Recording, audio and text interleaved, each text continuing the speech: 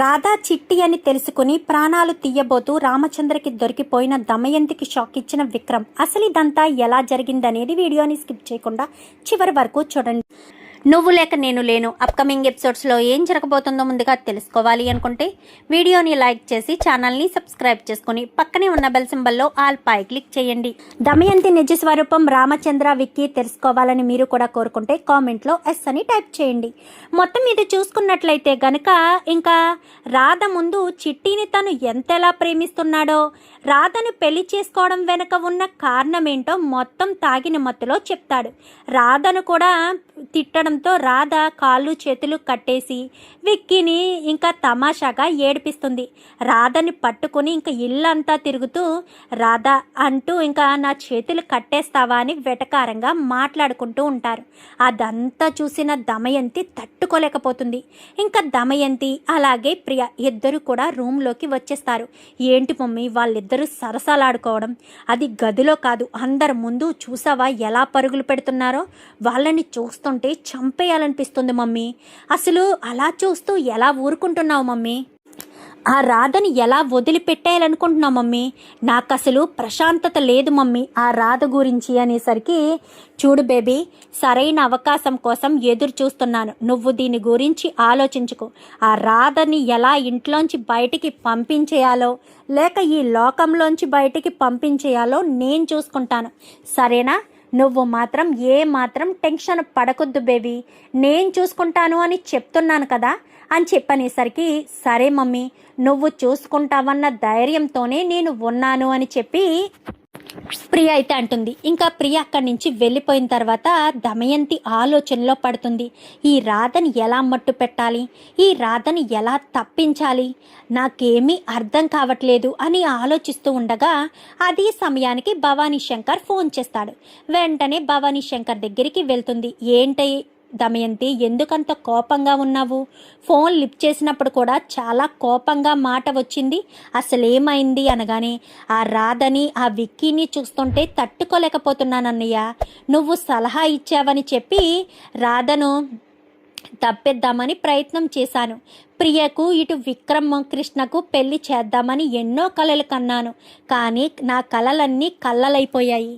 ఎలా చేయాలో ఏం చేయాలో అర్థం కాని పరిస్థితికి వచ్చేసాను అన్నయ్య. ఏం చెయ్యాలి అనగానే, ఏదొకటి చెయ్యి. తన గదిలో ఏదైనా నీకు చిన్న క్లూ అయినా దొరికే అవకాశం ఉంటుంది కదా, దానికి సంబంధించిన వీక్ పాయింట్ ఏదైనా ఉంటే దాన్ని పట్టుకుని దాన్ని ఇంటి నుంచి శాశ్వతంగా బయటకు గెంటేయచ్చు. వెతుకు, గదిలో వెతుకు, దానికి సంబంధించిన వస్తువుల్లో వెతుకు, ఏదైనా దొరికే అవకాశం ఉంటుంది అనగానే, సరే అన్నయ్య నేను వెళ్ళొస్తాను అని చెప్పి దమయంతి కాస్త ఇంటికి వచ్చేస్తుంది. వచ్చేసేసరికి ఇంకా ఇంట్లో ఇది కనిపించదు. ఎందుకంటే తల్లి ముందు రోజు రమ్మంటే రాను అని చెప్పింది కదా. మీ అమ్మ వాళ్ళ ఇంటికి వెళ్తాను అంటే, మా అమ్మ వాళ్ళ ఇంటికి వెళ్తాను అంటే సరే వెళ్ళు అని చెప్పి తీసుకుని వెళ్తాడు. తీసుకుని వెళ్ళి డ్యూటీకి వెళ్ళేటప్పుడు డ్రాప్ చేసి వెళ్ళిపోతాడనమాట. సో ఇంట్లో ఉండదు. ఇంట్లో ఉండకపోవడంతో ఇంట్లో ఎవరి పనుల్లో వాళ్ళు ఉంటారు. పని మనిషి ఏమో వంట గదిలో ఉంటుంది, సునంద గదిలో ఉంటుంది, వాళ్ళ అత్తగారు కూడా గదిలోనే ఉంటుంది. ఇదే సరైన అవకాశం అని జాయిగా రాధ రూమ్లోకి వెళ్తుంది. వెళ్ళి రాధ రూమ్కి దగ్గరికి డోర్ దగ్గరికి వేసేసి ఇంకా లైట్లు వేసి మొత్తం అంతా సొరుగులు అన్నీ మొత్తం వెతుకుతుంది. ఎక్కడ ఏమీ కనిపించవు. దీనికి సంబంధించిన ఒక్క క్లూ అయినా నాకు దొరికితే చాలు, అప్పుడు దీన్ని ఏం చేయాలో అది చేస్తాను. ఒక్క క్లూ కావాలి అని మొత్తం బీరువా ఓపెన్ చేసేసరికి బీరువాలో తన బ్యాగ్ ఉంటుంది కదా, బ్యాగ్లో సైడ్ జిప్ ఉంటుంది. ఆ సైడ్ జిప్లో ఫోటో ఉంటుంది. ఫోటో ఉండేసరికి ఈ ఫోటోనే కదా రోజు నేను తీయబోయాను అని బ్యాక్లో ఉన్న ఫోటోని ఫ్రంట్కి చూసేసరికి ఒక్కసారిగా షాక్ అయిపోతుంది. ఎందుకంటే దమయంతికి చిన్నప్పుడు చిట్టి ఎలా ఉంటుందో తెలుసు కదా. సో ఆ ఫోటో చూడడంతో ఒక్కసారిగా స్టన్ అయిపోతుంది. ఇదేంటి, ఇది చిన్నప్పుడు చిట్టి ఫోటో కదా, మరి సేనయ్య ఎత్తుకుని ఉన్నాడేంటి? సేనయ్యకు చిట్టి గురించి తెలుసు కాబట్టి ఎత్తుకుని ఉన్నాడా, లేక ఆ చిట్టినే ఈ రాధనా? ఆ చిట్టి ఫోటో అయితే రాధ దగ్గర ఎందుకుంటుంది? రాధ ఇంత భద్రంగా తన బ్యాగ్లో పెట్టుకుని ఎందుకు తీసుకొస్తుంది? ఆ చిట్టి రాధ ఇద్దరు ఒకటే అయ్యుంటుంది. చెప్తాను సీనయ్య పనని ఇంకా గబగబా జైలుకి వెళ్తుంది. జైలుకి వెళ్ళేసరికి వావ్ సీనయ్య, నువ్వు సూపర్ సీనయ్య, నువ్వు నా దగ్గర అబద్ధం చెప్పావని క్లియర్గా తెలిసిపోతుంది. ఏమన్నావు? ఆ చిట్టి రాధా ఇద్దరు ఒకటి కాదని చెప్పావు కదా, నాకు నిజం తెలిసిపోయింది సీనయ్య. చిట్టి రాధా ఇద్దరు ఒక్కరేనన్న విషయం నాకు తెలిసిపోయింది. నువ్వు అబద్ధం చెప్పాలని ప్రయత్నించలేవు, నిజాన్ని దాచిపెట్టను లేవు. చిట్టి రాధా ఇద్దరు ఒక్కటే. నువ్వు నా దగ్గర అబద్ధం చెప్పావు, నన్ను మోసం చేయాలని చూసావు. నన్ను మోసం చేయాలని చూసిన వాళ్ళనెవ్వరినీ నేను వదిలిపెట్టను. ఇప్పుడే వెళ్ళి ఆ చిట్టి అంతేదో చూస్తాననగానే దమయంతి వద్దు, తన జోలికి వెళ్ళొద్దు. అయినా మీరు వెళ్ళినంత మాత్రాన అంత ఈజీగా వదిలేస్తారా? ఇప్పుడు ఆ చిట్టి ఎవరనుకుంటున్నారు? ఆ విక్రమ్ కృష్ణ గారి భార్య. తన భార్య జోలికి వస్తే ఎవ్వరిని వదిలిపెట్టడు. ఆ దుర్గాగాడి గతి ఏమైందో మీకు తెలుసు కదా, మీ పరిస్థితి కూడా అలానే అవుతుంది. నా కూతురు జోలికి వెళ్లకుండా ఉండడమే మంచిది. వెళ్తే ఆ తర్వాత మీ పరిస్థితి ఏమవుతుందో మీ ఊహకు కూడా అందదు అని చెప్పి ఇంకా బెదిరిస్తాడు. నువ్వు ఎంత బెదిరించినా జైల్లోనే ఉంటావు తప్ప జైలు నుంచి బయటికి రాలేవు సీనయ్య. నువ్వు బయటికి వచ్చే అవకాశం నేను కల్పిస్తాను. ఎందుకంటే ఇప్పుడు నీ కూతురు ప్రాణాలు పోతాయి కదా. సో కూతురు చివరి చూపు చూసుకోవడానికైనా నువ్వు జైలు నుంచి బయటికి వస్తావు సీనయ్య. వచ్చేటట్టు నేను చేస్తాను కదా. ఇప్పుడు నువ్వు వెళ్ళి జాగ్రత్తగా ఉండు. నీ కూతుర్ని నేను పైలోకాలకి పంపిస్తాను. వాళ్ళమ్మ పైనే ఉంది కదా, తినని కూడా పైకి పంపిస్తాను. నువ్వు ఏమీ చేయలేవు సేనయ్య అని చెప్పనేసరికి వద్దు దమయంతి గారు, దయచేసి వదిలేసేయండి. నా కూతురు జోలికి రావద్దు. చిన్నప్పుడు తన ప్రాణాలు తీయాలని చూశారు, వాళ్ళమ్మ ప్రాణాలు తీశారు. ఇంకా వదిలేసేయండి. మీరే ఇదంతా చేశారన్న విషయం నాకు తెలిసినా నేను అల్లుడు గారికి కానీ ఆ సార్కి కానీ చెప్పలేదు. సో మీరు దయచేసి నా కూతురు జోలికి రావద్దు. ఈ నిజం నేను ఎప్పటికీ చెప్పను. ఏంటి సీనయ్య, నువ్వు నాకు ఆఫర్ ఇస్తున్నావా? ఎప్పటికీ చెప్పను అని. బావ్, చాలా బాగుంది సీనయ్య. నువ్వు ఆఫర్ ఇస్తే నేను తీసుకునే పరిస్థితిలో ఉన్నానా ఏంటి? నువ్వు నాకు ఆఫర్ ఇచ్చినంత మాత్రాన నేను ఎట్టి పరిస్థితుల్లోనూ ఆ చిట్టిని మాత్రం వదిలిపెట్టను. అర్థమవుతుందా? వదిలిపెట్టే ఛాన్సే లేదు. ఖచ్చితంగా వదిలిపెట్టను ఆ చిట్టిని అని చెప్పి ఇంకా సీనయ్య కాస్త ఎంత తనని ఆపాలని ప్రయత్నించినా కానీ తను ఆగదు. ఏమవుతుందో ఏంటో భయంగా ఉంది. అయినా విక్రమ్ కృష్ణ గారు ఉన్నారు కదా, ఆయన చూసుకుంటారు అనే ధైర్యంతోనే సీనయ్య ఉంటాడు. ఇంకా సీనయ్య ఆ ధైర్యంతోనే ఉన్న తర్వాత అయితే ఇంకా ఇంటికి వెళ్తుంది. ఇంటికి వెళ్ళేసరికి బేబీ మీ బావ నీకు సొంతమైపోయినట్టే. ఆ రాధని మీ బావ జీవితంలోంచి ఈ భూమి మీద నుంచి శాశ్వతంగా పైకి పంపించేస్తాను. చిన్నప్పుడు వాళ్ళమ్మ అది నాకు అడ్డుగా అనిపించారు. మా బావగారిని కూడా లేపేయాలనుకున్నాను, వాళ్ళని లేపేయడం కుదరలేదు. మన తోటి కోడల్ని మాత్రమే లేపేశాను. ఇప్పుడు కూతురు కూడా దక్కనివ్వను. ఒకవేళ నిజం తెలిసి కూతురు దగ్గరవ్వాలనుకున్నా దగ్గరయ్యే అవకాశం లేకుండా చేస్తున్నాను బేబీ అనేసరికి, ఏంటి మమ్మీ, ఏంటి నువ్వనేది? నువ్వేమంటున్నావో నాకు అర్థం కావట్లేదు మమ్మీ అనగానే, చెప్తాను బేబీ, అన్నీ నీకు అర్థమయ్యేటట్టు నేను చెప్తాను కదా. నువ్వు ఏమాత్రం టెన్షన్ పడద్దు బేబీ. ఎందుకంటే ఆ రాధ ఇంకా నీకు అడ్డు రాదు. ఏం చేయబోతున్నావు మమ్ అని చెప్పనగానే, నేను చూసుకుంటాను కదా, నువ్వు ఇందులో ఇన్వాల్వ్ కావద్దు. ఇప్పుడు నీకు చెప్తే నువ్వు టెన్షన్ పడతావు. నీకు ఆ టెన్షన్ ఉండకూడదు. నువ్వు చాలా రిలాక్స్గా ఉండు బేబీ. నేను విక్కీ నీ మెడలో తాళి కట్టేటట్టు నేను ప్లాన్ చేస్తాను కదా, నువ్వు రిలాక్స్గా ఉండు బేబీ అని చెప్పనేసరికి సరే అని ఇంకా సైలెంట్ అయిపోతుంది. సైలెంట్ అయిపోవడంతో ఇంకా రాధ వచ్చిందా ఇంటికి అనగానే ఇంకా రాలేదు. బావ వచ్చాడా అనగానే మా బావ కూడా రాలేదనేసరికి రాధ వీళ్ళిద్దరు ఇలా మాట్లాడుకున్న ఒక 10 నిమిషాలకే వచ్చేస్తుంది. ఎందుకంటే విక్కీ ఒక ఇంపార్టెంట్ కేసు మీద లేట్ అవుతుంది, నువ్వు ఆటోలో ఇంటికి వెళ్ళిపోమని చెప్తాడు.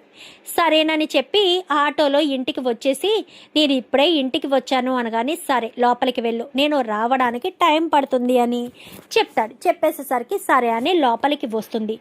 తను ఒక్కతే లోపలికి రావడం చూసి, అమ్మా వచ్చేసావా అని చెప్పాను కానీ, వచ్చేసానత్తయ్య అని చెప్పనేసరికి, అదే విక్కీ ఫోన్ చేశాడు. నువ్వు రాగానే ఫోన్ చేయమని చెప్పాడు. నేను ఆల్రెడీ ఫోన్ చేశాను అనగానే సరే నేను ఫోన్ చేస్తాను అని తను మాట్లాడేసి వెళ్ళిపోతుంది. రాధ తన గదిలోకి వెళ్ళి ఫ్రెష్ అయ్యి చీర మార్చుకుందామనుకుని కరెక్ట్గా డోర్ వేద్దామనుకున్న సమయంలో ఇంకా దమయంతి వస్తుంది. రావడంతో దమయంతి ఏంటి రాధ రూమ్లోకి వెళ్తుంది. అసలు రాధతో దమయంతి ఏం మాట్లాడాలనుకుంటుంది అని రామచంద్ర కాస్త డోరు దగ్గరికి వస్తాడు. డోరు పూర్తిగా పడదు. డోరు పూర్తిగా పడకముందే అక్కడే గుమ్మం దగ్గర నిలబడి డోరు కొంచెం ఓపెన్ చేసి చూస్తూ ఉంటాడు. ఏంటి రాధా మీ అమ్మ వాళ్ళ ఇంటికి వెళ్ళి వస్తున్నావా అనగానే అవునండి. మా అమ్మ వాళ్ళ ఇంటికి వెళ్ళడం తప్ప? అయ్యో రాధా తప్పని నేను అనలేదు. మీ అమ్మ వాళ్ళ ఇంటికి వెళ్ళి వస్తున్నావా అని మాత్రమే నిన్ను అడిగాను. నిన్ను తప్పు పట్టే పరిస్థితి నేను ఎందుకు తెచ్చుకుంటాను? అయినా నిన్ను నేను ఎందుకు తప్పు పడతాను రాదా? నేను తప్పు పట్టలేను కదా అని చెప్పనేసరికి అది సరే ఇప్పుడు మీరు ఎందుకు నా గురించి ఆలోచిస్తున్నారు? నన్నెందుకు అడుగుతున్నారు?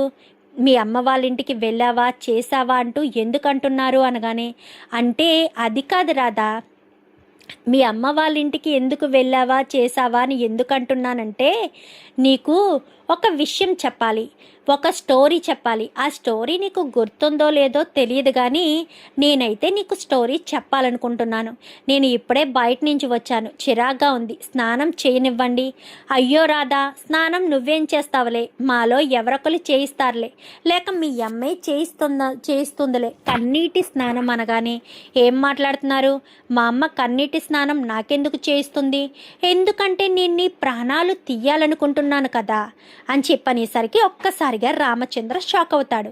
ఏంటి మీరు నా ప్రాణాలు తీయాలనుకుంటున్నారా? ఏం మాట్లాడుతున్నారండి అంటూ రాధ అడిగేసరికి అవును రాధా నీకో స్టోరీ చెప్తాను అని చెప్పాను కదా, ముందు ఆ స్టోరీని కంప్లీట్ చేస్తాను, ఆ తర్వాత నీ ప్రాణాలు తీసే ముందు విషయం చెప్తాను అని చెప్పనేసరికి స్టోరీనా ఏంటది?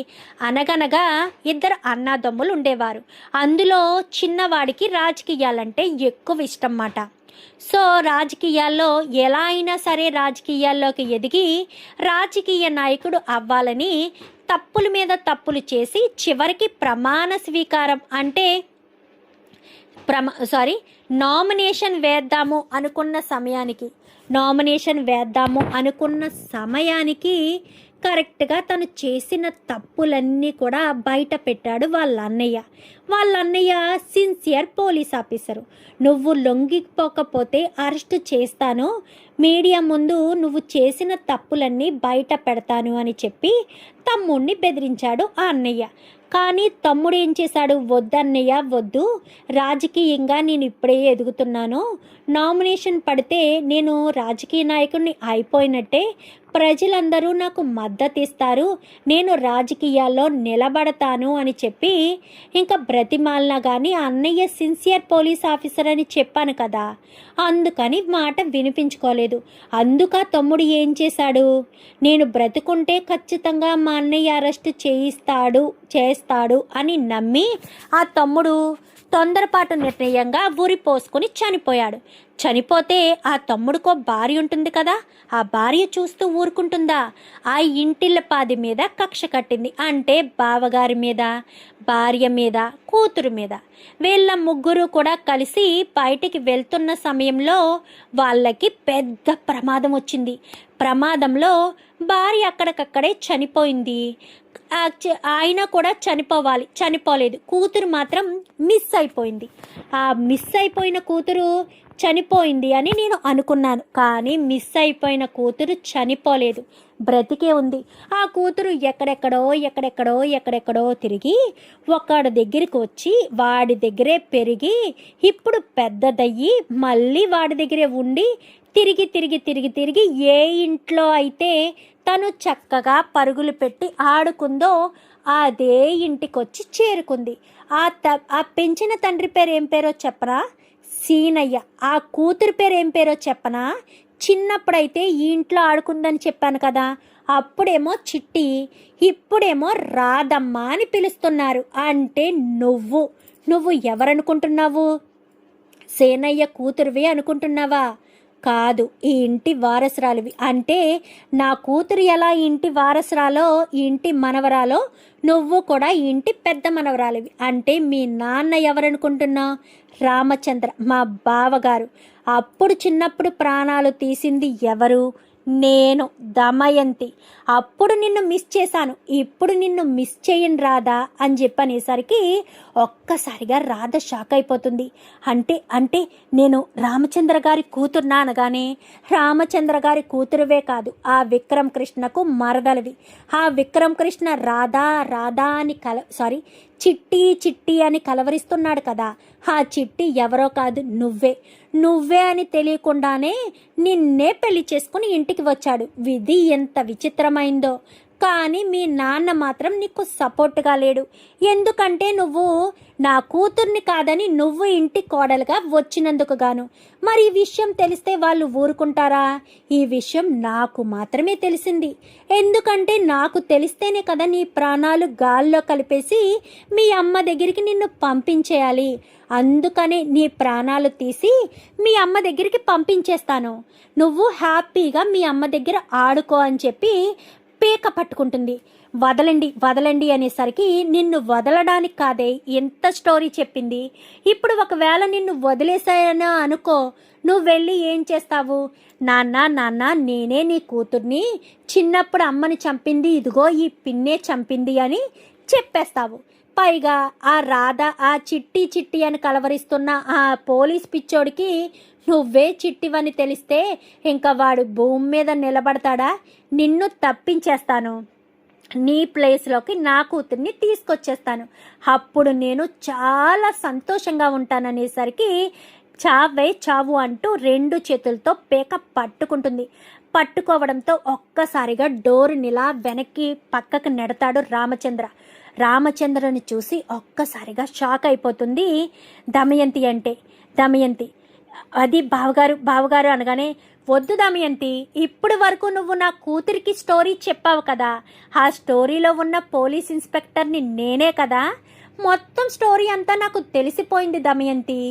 ఇప్పుడు నా భార్యను ప్రాణాలు తీసింది నువ్వేనన్న విషయం తెలిసిపోయింది, నా కూతురు చిట్టి అనన్న విషయం తెలిసిపోయింది. ఇప్పుడే నా మేనల్లుడికి ఫోన్ చేస్తానని వెంటనే ఫోన్ చేయడానికి ప్రయత్నం చేసేసరికి ఇంకా వద్దు బావగారు అంటూ ఫోన్ లాక్కోవడంతో, నా దగ్గర ఉన్న ఫోన్ లాక్కుంటావని చాచి పెట్టి చెంప మీద కొట్టేసరికి నేల మీద పడిపోతుంది. వెంటనే విక్కీకి ఫోన్ చేసి, విక్కీ నువ్వు అర్జెంటుగా ఇంటికి రారా అని చెప్పాను. కానీ చెల్లమ్మ బావా అంటూ అందరినీ పిలిచేస్తాడు. అందరినీ పిలవడంతో ఈలోపు కాస్త అందరూ వచ్చేస్తారు. రాధ పీక పట్టుకుని కూర్చుంటుంది. అమ్మ రాధా నీకేం కాలేదు కదా అనగాని, ఏం కాలేదు నాన్న అనగానే, అన్నయ్య ఏమైంది, ఏం జరిగింది, ఇదేంటి వదిన కింద కూర్చుంది అనగానే, మొత్తం విషయం తెలిసిపోయిందమ్మా. అమ్మా నువ్వు ఇన్ని రోజులు నీ చిన్న కోడలు చాలా మంచిది అని అనుకుంటున్నావు కదా, నీ పెద్ద కోడలు ప్రాణాలు తీసింది నీ చిన్న కోడలే. ఇప్పుడు నీ మనవరాలు ప్రాణాలు కూడా తీయాలనుకుంది. ఈ రాధ ఎవరనుకుంటున్నావు?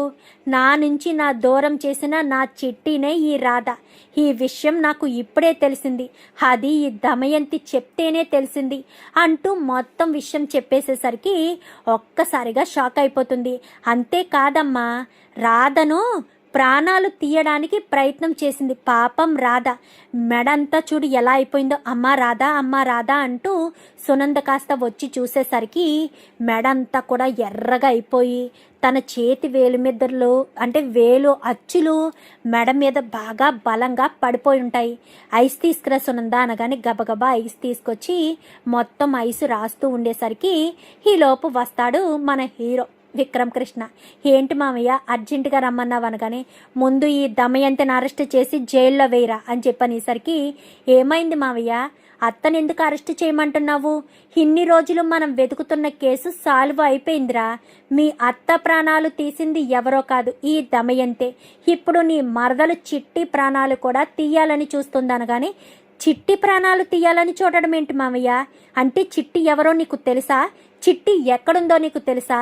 చిట్టి ఎవరో కాదురా, నువ్వు తాళి కట్టి ఇంటికి తీసుకొచ్చిన రాధే నీ మరదలు చిట్టి అని చెప్పనేసరికి ఒక్కసారిగా షాక్ అయిపోతాడు విక్రమ్ కృష్ణ. అయితే ఏంటి నా మరదలు చిట్టినా అని చెప్పనగానే అవును నీ మరదలు రాధే చిట్టి ఇద్దరు ఒక్కరే అని చెప్పనగానే ఏంటి నువ్వు చెప్తే నాకు నిజంగా నమ్మశక్యంగా లేదు మామయ్య అని చెప్పనగానే నమ్మశక్యంగా ఉండదు, ఎందుకుంటుంది, నువ్వు చిట్టి రాధ ఇద్దరు ఒక్కరేనని అనుకోలేదు కాబట్టి.